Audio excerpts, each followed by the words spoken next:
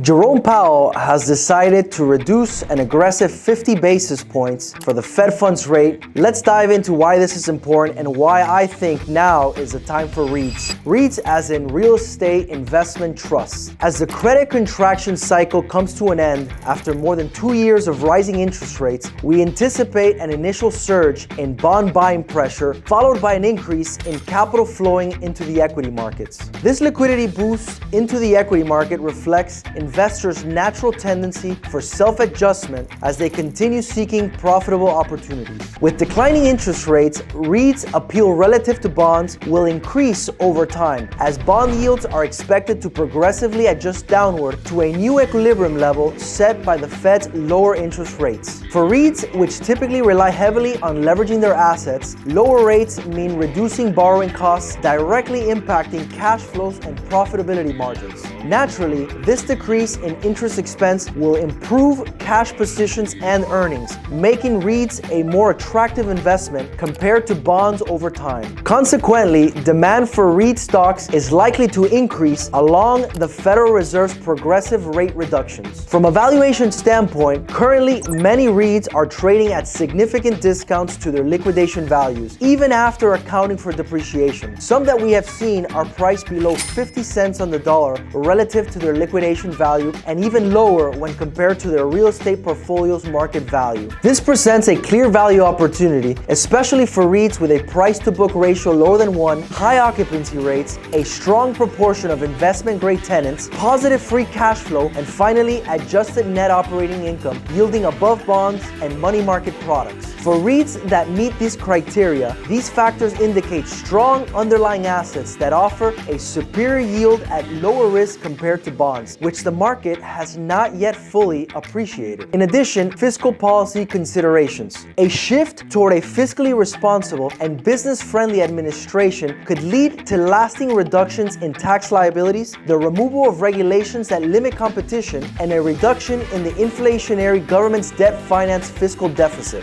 This environment would promote higher output per unit of money supply, consequently lowering inflation and stimulating economic expansion, redirecting the ability to supply liquidity into the economy back to the private financial sector instead of relying on inefficient government allocation of resources, would return capital markets to their natural and self-interested role in capital allocations toward productive private investments. Over time, this would sustain nearly full employment, increase disposable income for businesses and individuals, stabilize prices, and mitigate inflation by accelerating economic output, also known as supply. This shift would boost economic growth and demand for real estate investments, including REITs in both residential and commercial sectors. In conclusion, factors such as market-driven capital shifts, declining interest rates, undervalued REITs, and potentially fiscal policy towards responsibility make a strong case for a potential rise in REIT stock prices in the near future.